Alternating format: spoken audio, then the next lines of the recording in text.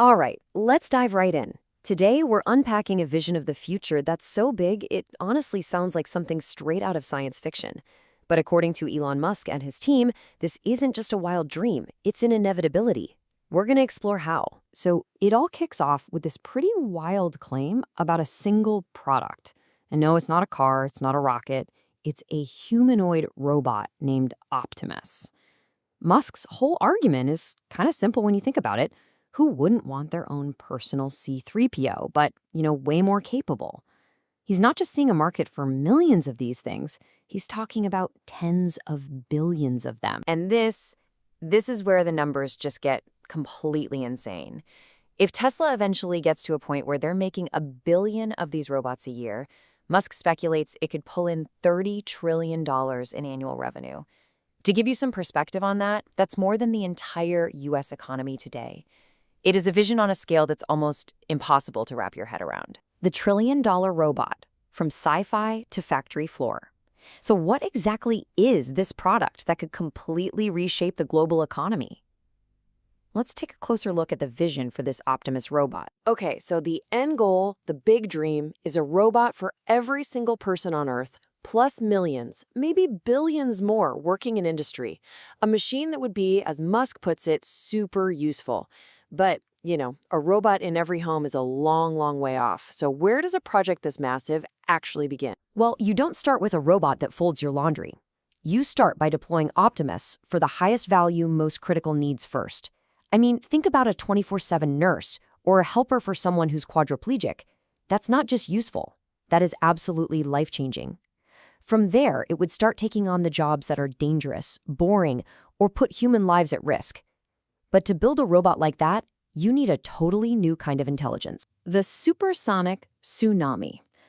And that brings us to the first pillar of this whole future, artificial intelligence. The brain that's going to power not just these robots, but, potentially everything. Musk uses this really powerful, and he admits, kind of discomforting metaphor to get across the sheer speed of AI development. This isn't just another tech cycle. He sees it as a force of nature, moving at a speed we've never seen before. And he believes you have to pair this intelligence with a physical, robotic form. Now, this is where it gets really mind-bending. This slide defines that next level.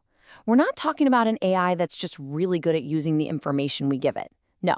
Digital superintelligence is when an AI can actually discover new physics or invent brand new useful technologies all on its own. Musk says this hasn't happened yet, but he thinks it's coming.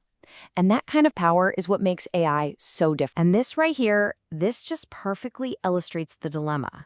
Musk has said that he went after sustainable energy first because it was a single-edged sword. It's all good, no real downside. But AI is a double-edged sword. It could cure every disease, sure, but it also has huge risks. And that's why he felt he couldn't just be a spectator. He had to get in the game to try and steer it towards safety. Building the machine, the engineering challenge. But of course, a super powerful AI brain needs a body to actually interact with our world. And that brings us to the second pillar, the massive engineering challenge of actually building the thing. I mean, seriously. This is the fundamental question for the engineers. It's one thing to code a smart AI. It's a whole other thing to build a physical machine that can move through our world with the same dexterity and grace as a person. This quote just nails the sheer difficulty of the task. Tesla's head of vehicle engineering talks about sitting in a meeting, just holding up his own hand and thinking, how in the world do you build that? It's so complex. His team even went and met with a hand surgeon just to try and understand the mechanics of all the tendons and muscles. He explains that he used to think building a car engine was like performing surgery, with all the hoses and fluids, kind of like a heart. But now he says building a robot hand is, and I quote, not at all the same. The precision, the feedback, the sense of touch, it's a completely different level of complexity. And this is exactly why the AI is so important. You can't just program all that. You need an intelligence that can learn it and master it by itself. So, if they solve all that, what happens to our world? An economy of abundance. This is where it all leads, to the most transformative part of this entire vision, the complete rewiring of our economy into something totally new. So let's talk about the impact on jobs, because that's huge. According to one analysis, about 19% of all jobs on the planet are just people driving for a living. Think about that. With full self-driving, that whole category of work, poof, it's gone. And that's just one sector. The goal of Optimus is to eventually automate all labor. This creates a total flip in how we think about economics.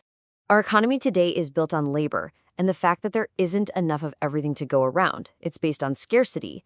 But this future economy, it's based on automation and abundance. Musk predicts the productivity gains are just astounding, and we'll get to a point where there's, quote, no shortage of products and services for anyone. And this quote from the venture capital firm Future Ventures, wow. It paints such a vivid picture of this post-scarcity world. When you take the cost of labor out of the equation with advanced robotics, physical things get radically cheap. Anything physical costs the same as a potato.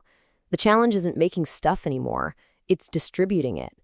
But this shift brings up an even deeper question. The ultimate human challenge. Right. We've talked about the what and the how, but what about the why? What does all of this actually mean for us as human beings? This is the question that Elon Musk himself says might be the single biggest challenge in this new world. If work, which gives so many of us structure and a sense of purpose, just isn't necessary anymore, then what do we do? How do you find meaning? And there are no easy answers. We're just left with a completely new set of huge, profound questions for all of humanity to grapple with. How do we share all this new wealth? Do we risk losing our own skills? And this one's critical. Who gets to decide what these AIs value? These are the challenges that are so much bigger than just engineering. Ultimately, what the sources we looked at suggest is that this future of automation and abundance, it's not really a matter of if, it's a matter of when. That supersonic tsunami of technology is already in motion. So the most important question isn't really about the technology itself, it's about us. Are we ready for what's coming?